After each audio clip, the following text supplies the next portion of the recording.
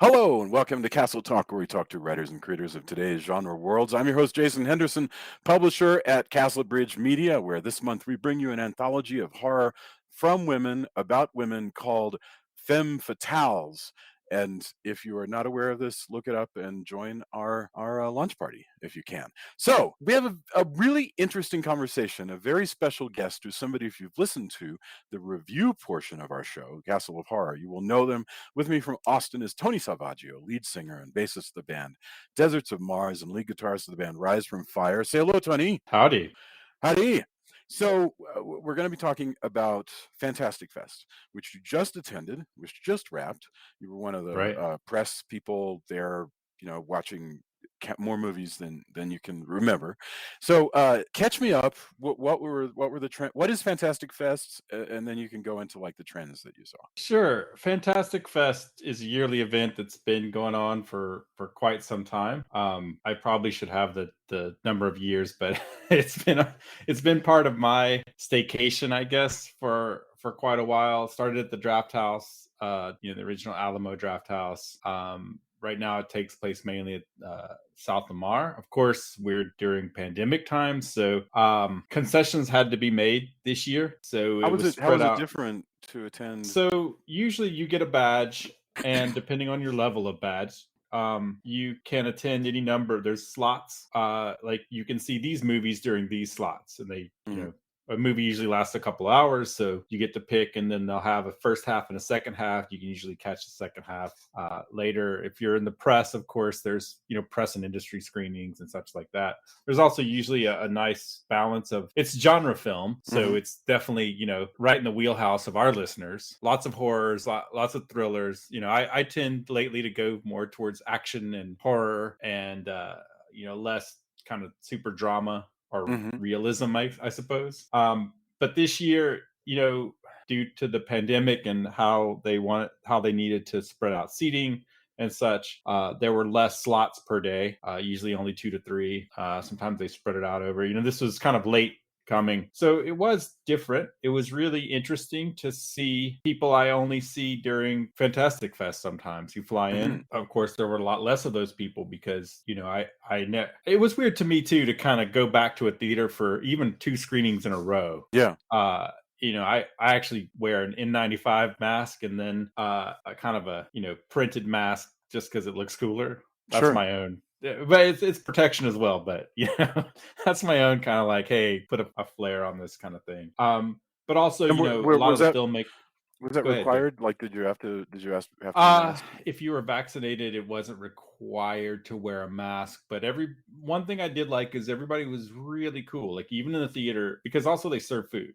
So, depending on your level of comfort, some people ate, or drank or, in the theater. But I was really heartened that most people were wearing masks even in the theater.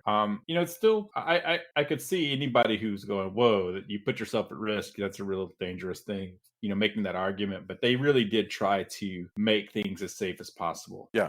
Oftentimes filmmakers are there for Q&As. Those who weren't often filmed a Q&A, and that's really cool. You meet a lot of people, and one of the bigger differences too is, for the most part, you just hang out with the filmmakers a lot of times. Yeah. Like they're there to see movies, and it depends, but often there's not the same kind of, hey, I just got to go see this, I'm a big fan and I'm gonna fan out on this person. Right. There's kind of the There's more of a professional vibe, I guess. Well, there's kind of an unspoken, like, hey, let's all talk about film. And I've met some great friends. My friends who made Norwegian Ninja, we're still friends with them. I went to visit them in Norway. Often just talking to people. This year, I met the director and crew, and cast from Ike Boys, which we did a review of, and they were super cool. And we just kind of geeked out about stuff that we geek out about, like the same way we talk about stuff that we love on the show. Yeah, on our podcast. That's kind of the vibe a lot of times. And it depends on the level of celebrity and their comfort level and everything like that. But, there's often kind of an exchange. Everybody was trying to be safe this year, so maybe there was a little bit less of that. But, I saw my friend Dan, who I've talked about, about Kung Fu movies, who has hosted stuff with the RZA, and the RZA was there. And Dan goes, hey, we're talking about Kung Fu. He goes, hey, this is Tony. He loves 36 Cinema. we're talking, and hey, I'm Tony, and hey, I'm Bobby. Like that's the vibe when you And it's can meet. strictly speaking, You know, it's yeah, a genre. I mean, you mentioned drama, but there's not even a lot of drama. It's basically a genre yeah, show, yeah. That's right? what I was saying. It was a genre film festival, like Yeah. through and through. Wow. And genre and documentaries about different genres, but mostly genre films. So So what? Okay. So what was the biggest surprise that you saw? Like you go to a movie, uh you're like, I don't know what I'm ooh, going in for, and it turns out to be like like remember we saw Pitch Black, oh uh, yeah, yeah. and we didn't even know what Pitch Black was, and then it came up on the screen, and you're like, what the heck is this? And it was it Oh was yeah, mind that blowing. was an excellent yeah, Phenomenon. Well, I did, secret one of the secret screenings was last night in Soho, Mm. the new Edgar Wright Yeah, film, and that's like a time travel story. No, it's not time it's a travel. whole, like, I don't want to I don't want to talk, like, it's not out yet, so I can't Okay. say as much because it was a secret screening, but it's kind of a mind bender. That's really cool. But I do want to talk about the cast of that though, because it Yeah, has Matt Smith of Doctor Who, yeah. Oh, he's and The great. Crown, and Yeah. Anya Taylor-Joy, Hmm. uh, and Zod. It has Terrence Stamp, right? Playing, doesn't he play the gangster? Uh, There's a lot of, there's a lot of great. I know this from the Yeah. trailers, Yeah, just yeah. so you No, know. it was Like, really good, and Jason, I thought about you a lot whenever that came up. Also, as we go through the film circles, when you and I were here, Cargill, who mm, did, along with wrote Scott Doctor Derrickson, Strange, did Doctor Strange, and we went over his Insidious. He movies. wrote. Insidious, we went over Yeah. his movies. They showed The Black Phone I don't with know that. Ethan Hawke. It's new. It's coming out. I want to say, I want to say January. Mm, But they premiered that, and it's really good. Ethan Hawke is great in it. I mean, it's adapted, if I'm not mistaken, from it's adapted from a short story by Joe Hill, and okay. they kind of explain. It was neat in the QA. They had kind of talked about it at one time, and it wasn't the right moment, and then eventually Mhm, they kind of went back to it, which is, we talked a little bit about development, but it's one of those development things of like, mhm. this wasn't really right, but then now was the right time. Yeah. So it's cool to have a lot of local people will premiere their films or have some kind of presence. Sure, So because for some reason, I don't know about Hawk. I don't know why he has an Austin connection, but Cargill obviously does because he's been sure, I mean, an Austin writer, for as long as I can remember. sure. And yeah, but doesn't Hawk have some kind of a of an I think Austin? he's here off and on. I mean, he's been here for different screening film, Obviously, he's done all that films. stuff. All the Linklater stuff. Yeah, yeah. I mean, that's kind of more of it, but I'm sure he's been here off and on Hmm. various ways, but that was really solid. It's interesting that it has, again, I don't want to say too much because it comes out, but it made sense even though it was from a short story, and doesn't directly follow the short story per se. Sure. Anytime you expand upon things, you expand various parts, but it was interesting that it's a Joe Hill story, Hmm. that eventually kind of in a way came back to, now that when I thought about it, came back to some King kind of things. And not that Uh-huh. I should compare him to his father, but it it's interesting to me when things kind of, when you make connections in your head that you may not have. Well, I uh, mean, it makes sense. I mean, Hill. Look. but it's not. But what's funny is that the movie, I think, I haven't read. I don't know if I read the story. It's been a while. But the movie kind of had that. But anyway, like that was But, two I'm of just saying that the Hill uses a lot of the same vocabulary and not, the same sure. concepts, same, it's Americana horror, and that's But what's you know, interesting is the time frame it's set in is definitely Scott Derrickson, kind of his, a little bit based on his, where he grew up, or there's some bits, not some of it direct and some of it not, but it was interesting. mm, But I saw, even though I was more limited this year, I did see a lot of things. hmm, And some of the biggest surprises were, again, some of the documentaries that I saw, like This Is Squar and Who Killed the KLF. yeah, There was a really great documentary called Cannon Arm and the Arcade Quest, which we've seen a bunch of video game documentaries recently, but yeah, this one's centered around the game that it centers around is Gyrus, which I really love. Like that's one of my favorite games. But the difference between this and maybe like King of Kong or Man vs. Snake is that it really centered around the friendships and the foibles of this kind of friend group. And how they deal with life, as well as being friends with a friend who wants to do 100 hours. He wants to play this game for 100 hours. Mm-hmm. And set the high score. But I really enjoyed Cannon Arm and the Arcade Quest. Not just because I'm a video game nerd, but like this idea of friendship and fostering the friendship was really great. I saw so many things though. Bingo Hell, which is out now on Amazon. I love that. It took me forever forever, meaning an afternoon, to realize it was Bingo Hall, right? That it's yeah. That is that. But it's very kind of needful things by way of your abuela having to clean up the streets. That's great. And it's I really liked it. I think we should cover it for the show. It's a good idea, especially since it's on Amazon. I saw Freaks Out, which was done by the director who had done, or the people who did one called G Robot, which I talked about, which has some, in retrospect, kind of problematic parts that I'd kind of forgotten about. So I rewatched G Robot. But basically, Freaks Out is really closer to, say, a movie like Micmacs or that kind of, kind of feel. But it's basically like circus freaks or circus members and circus freaks as kind of the X-Men in World War II. Wow.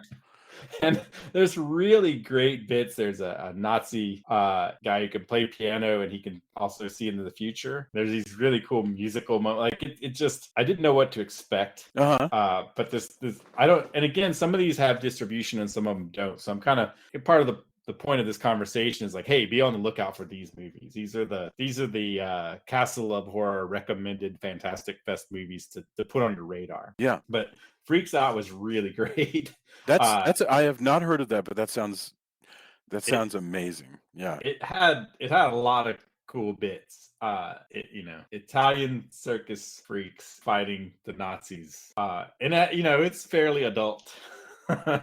in a lot of ways. Like this is not exactly a family friendly movie. I mean, most of the genre films aren't, right? But there's stuff in there. Exorcism of God, which was really interesting, and one that I kind of wanted Julia to see, even though she may or may not enjoy it. Well, she loved Midnight Mass. So Yeah, Exorcism of God, I said, was the most probably aggressively Catholic, and I can say this growing up partially in Catholic.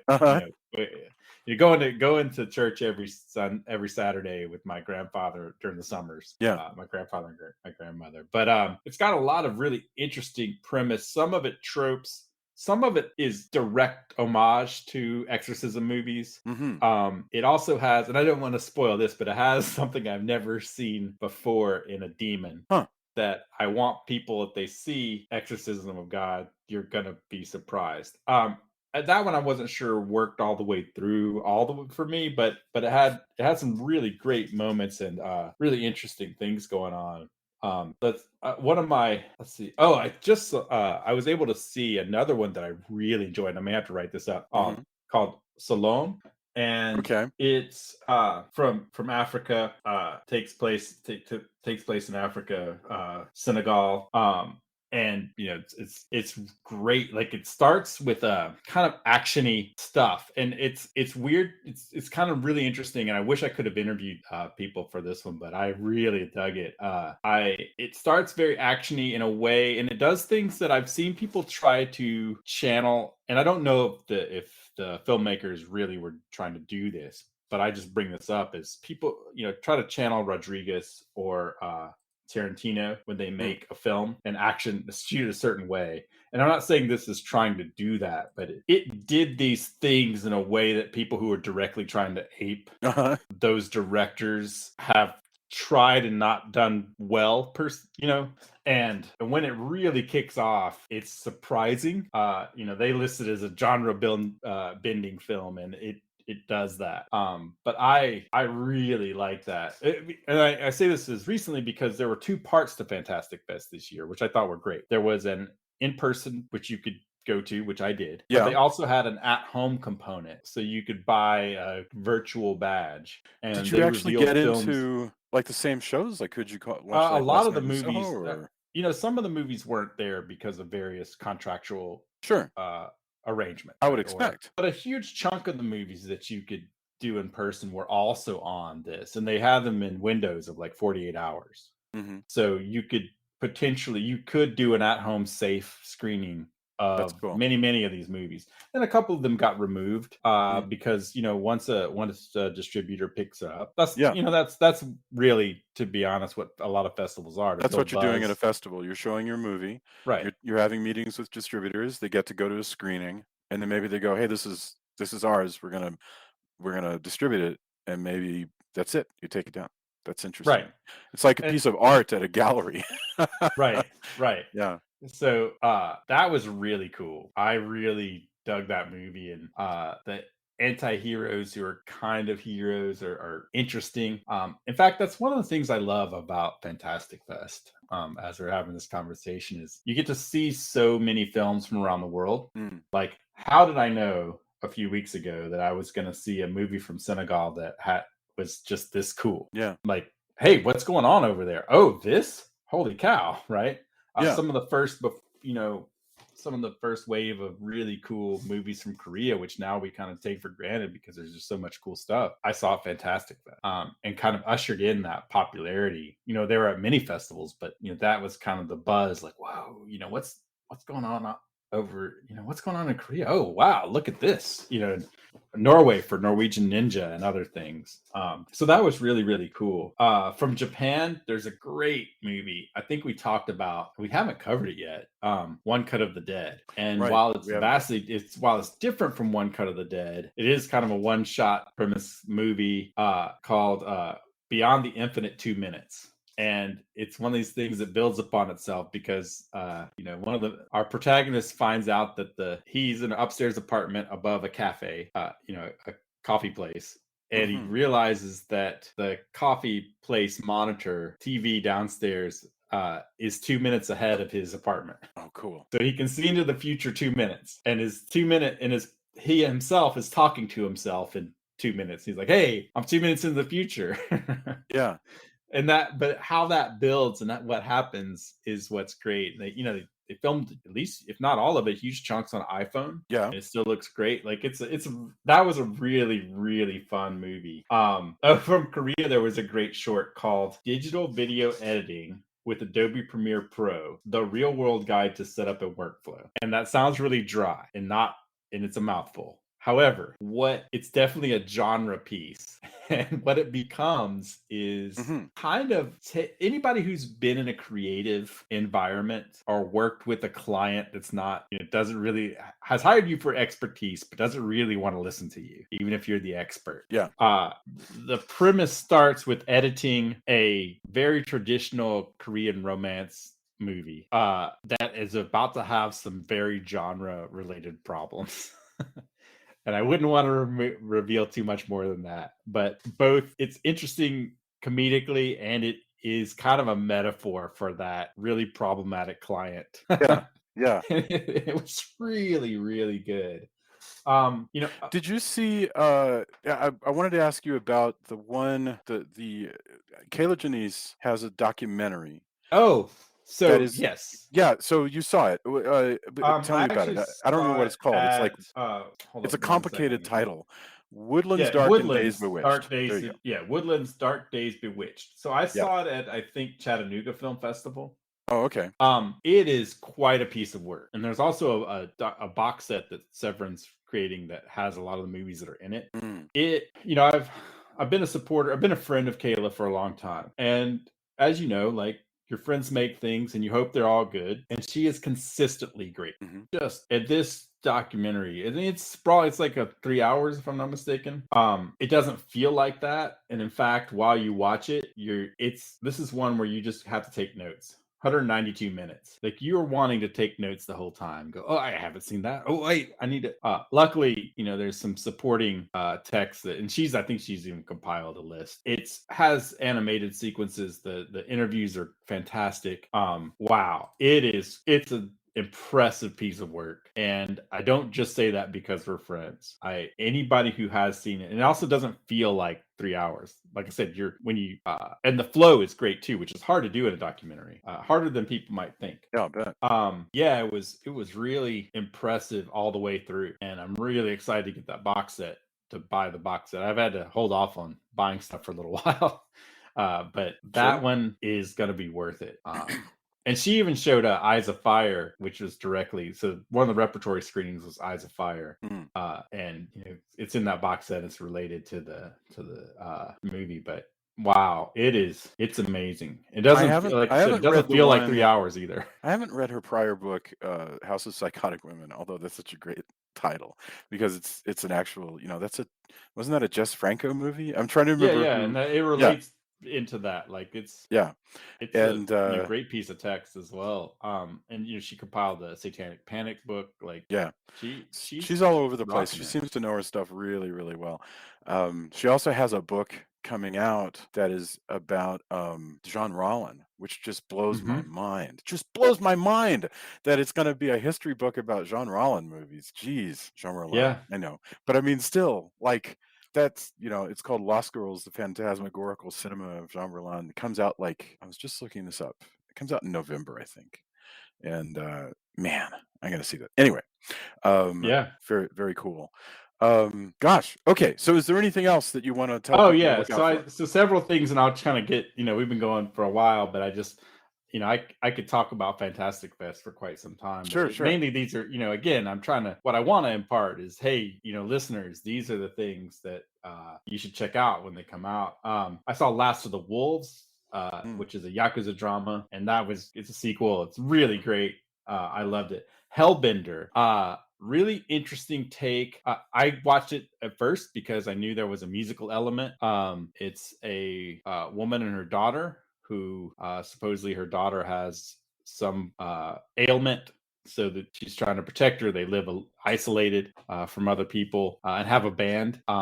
So I was really like digging on the band element, and there hmm. becomes a supernatural kind of very witchy phenomena that happens, and propels the story. Also shot by a family, and I met them, and they were super cool. We talked about music in an email, and I hope to get an interview with them for Hellbender, in the near future. I want to say it might be coming to Shutter, but I really want to talk to them more because their take on music and shooting films together and all this stuff was really cool. Really nice people. Let's see, Cop Secret was great, which is a really great take on cop, the typical cop drama, and it was in a Reykjavik, but the villain is great in that one. Like, just he's such, it's done intentionally over the top. Like, he is the most villainous cop drama villain ever.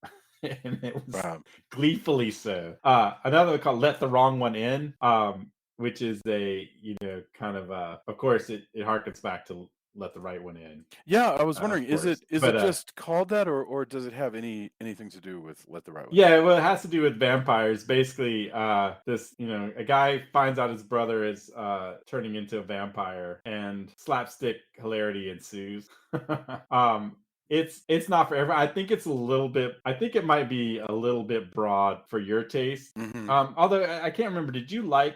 I appreciate that you would say that. That's so funny. That Uh, that's that's true. it's there's enough but it's really fun. Set in Dublin, and it's got Anthony Head in it as well. Oh, cool. It kind Yeah. of, also being, against vampires, so it's, he knows what he's in for, right? Sure, sure. And that was super fun. I actually enjoyed it, but again, I think your mileage may vary depending on how much like slapstick in your horror. Yeah. Also, let's see what else.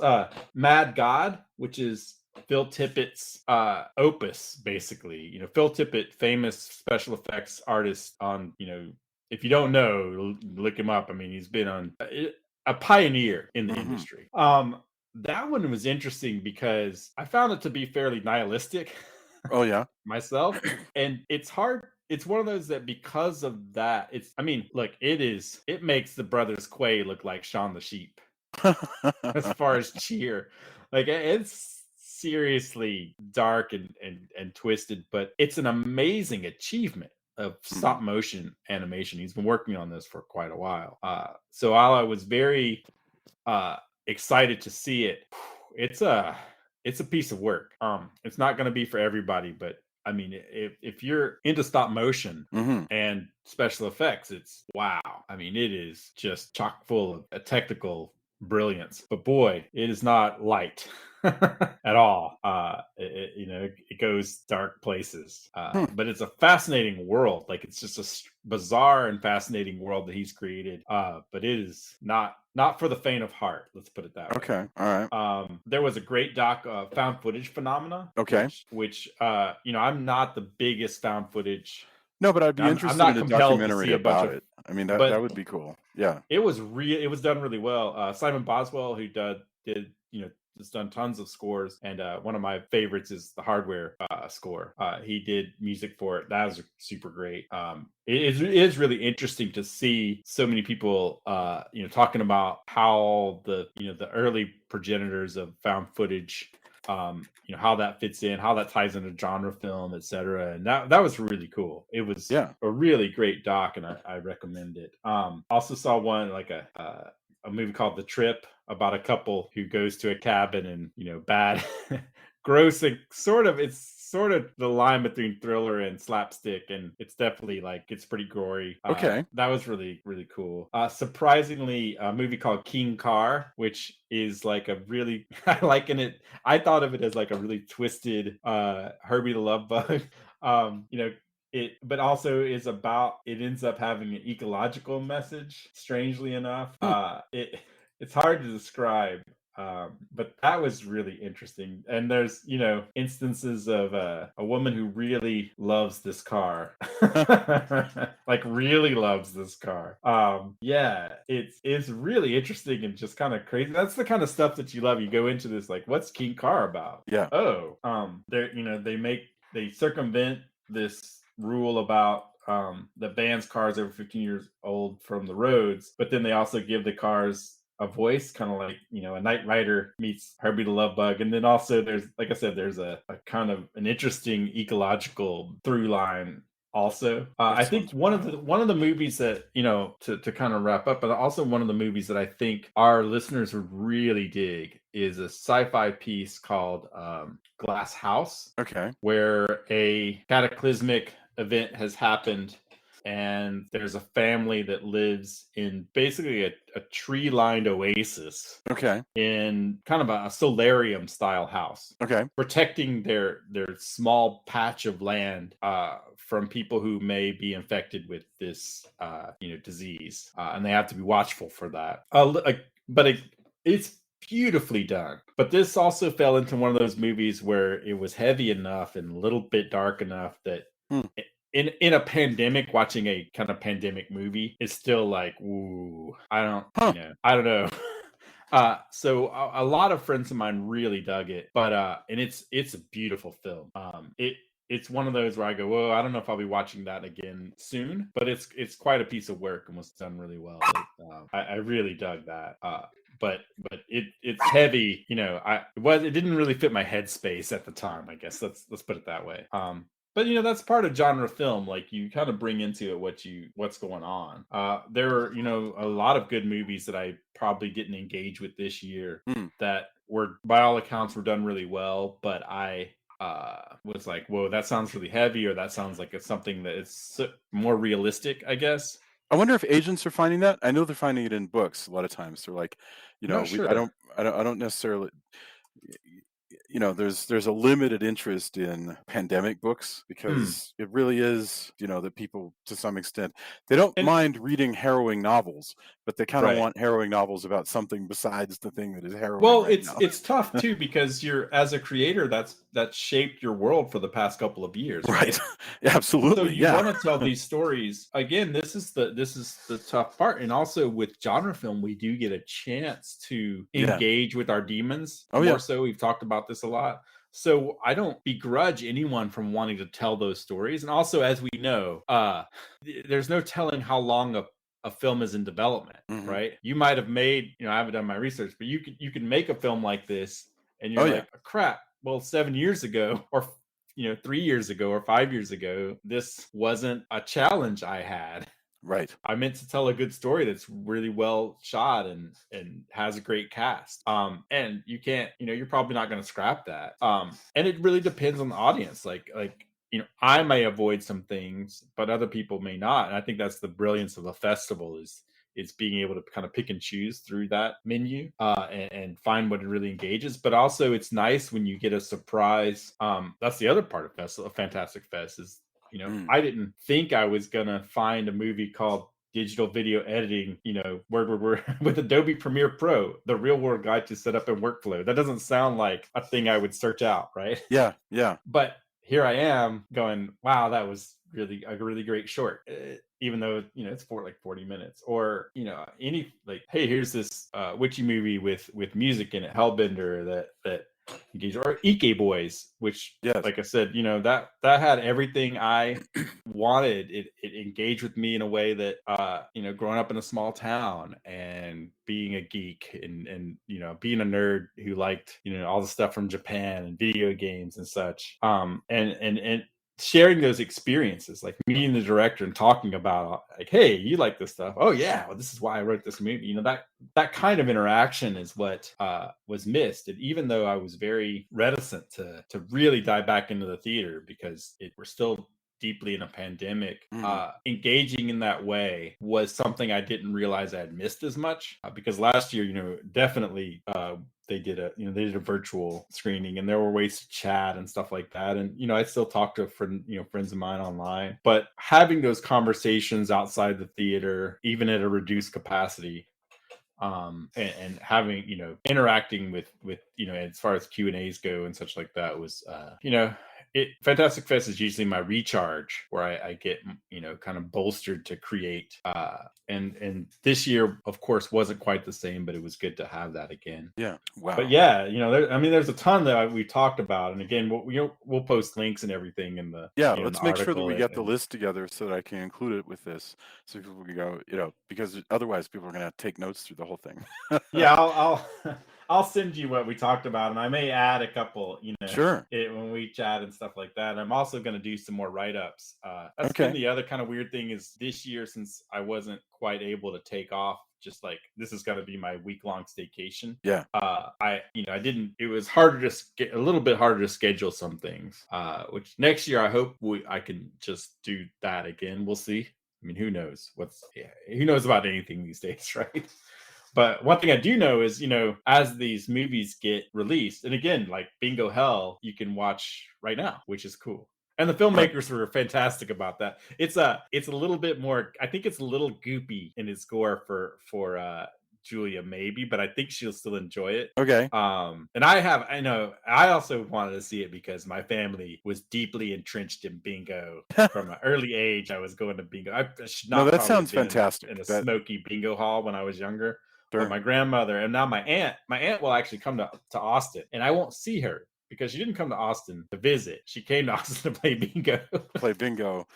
Play the chain smoke and play bingo. And she doesn't smoke anymore, but definitely, yeah, like, I think most places are now. I don't think you can do that anymore. It's not like that anymore. But you can't. And I talked to them. I talked to somebody else about bingo stuff and the transition between the bingo daubers, and when there were bingo cards with little slider windows and stuff, and all this stuff that I remember from a kid, and just talking to people. And then again, those are the kinds of conversations you have. Like, you go to watch this genre film and you talk about how gory something was, but then also like, oh yeah, well, my family also is like, there was somebody whose wife's family was like so super serious about bingo. Yeah. And he's like, I didn't care. He's like, I've never talked or cared about bingo, but I went to visit her family, and holy moly, serious business.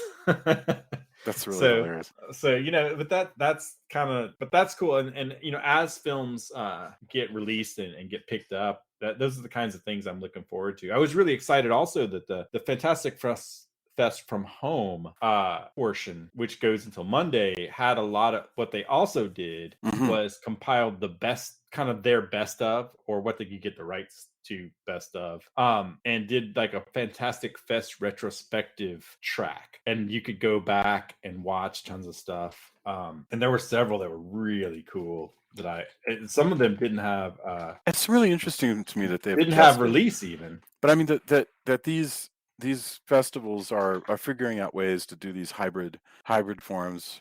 I mean, that's really, we're going to look back on this, 10 years from now and just be amazed at how things changed. There was That's really one, wild.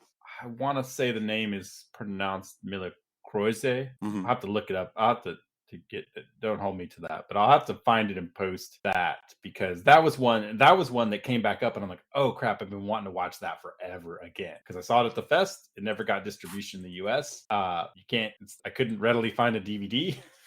And now it's up on this at home, so I can recommend it to people again. So yeah, but that's the kind of stuff that's made it back up on the Fantastic Fest at home. I actually hope that they continue that portion in a similar way to like kind of expose people to previous films that maybe didn't get love at the time, and then also allow people to make those choices, since we live in an on-demand world, both for safety and convenience. Because we can do this securely and all of that, I think it allows the people who can't fly to Austin, for example, right, Yeah, to absolutely. experience, I felt that way about Chattanooga as well, to experience these movies that you may not be able to. And they did a really good job. They had a virtual party, and they did a script reading of, I think it was Hocus Pocus this year. They did online events. That was really cool. And I hope they do that some more. But yeah, we'll post all of that. As you can see, I get excited about Fantastic Fest. Originally, I think this interview was going to be way shorter, but as things turn out with our No, but it's podcast, great because it's the catalog. It's Tony's, basically it's Tony's approved, exports from the Fantastic Fest, and I think that's great. And we'll be yeah, sure and have a list of everything so people can find it. I think, definitely we have to have all the titles. So thank you. I mean, Tony, I'm looking forward to having you back on the review show. We've missed you while you've been out watching movies at the Fantastic Fest like a journalistic boss, and we've just been able to just wish we were there with you. I've So been sad that I haven't. Like I really do enjoy the Candyman. Candyman series. I think, if I remember correctly, 2 I think was my favorite, because I think it picked up more on the themes of the original story Oh in yeah. some ways. Even though, but I have missed it, and I'm been sad that I wasn't able to take part in the retrospective. Well, But that's okay. You'll be back for this weekend for Cat People 82. yeah, So for real. that's gonna be a blast. I think it's gonna be fun. All right. Have a wonderful evening. I can't wait for people to be able to listen to this and then go search for these films. And Yeah, and we'll um, post we'll get I'll get you the list, and then we'll add links yeah, as necessary. And if it's shared, I'll also have to find out, make sure when to get the release dates. yeah, Hopefully we can edit that, and we can add it. We can at least add it on our on the Facebook Facebook page. page, Right. as things get distribution deals. Right. We can tell people when to find those.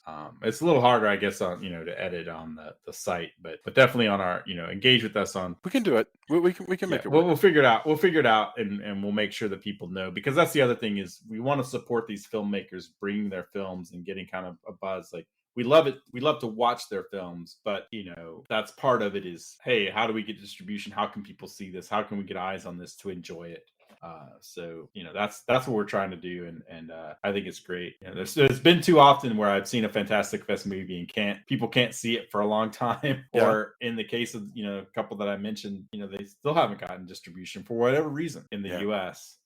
So, and some of them, I had to buy, like Golden Slumber and Boy and a Samurai, Love Exposure, a lot of those films, like I had to buy from, I bought some of them when I was in Scotland, or they came out in the UK, but they didn't really get wide distribution in the US. So Yeah. that you have to look. I'm still gonna to recommend everybody get a region free player at some point if you're Sure. a physical media person, because that's the real way to see all this stuff that gets distributed all over the world. But But yeah, thanks again, and thanks everybody who's listening. I really Yeah, appreciate you making this fantastic fest journey with me. We'll try to recommend and what we can, and I look for more articles as well, because I still need to write up a bunch of stuff. It's just been you do what you can do. There's X amount of hours in the day. right.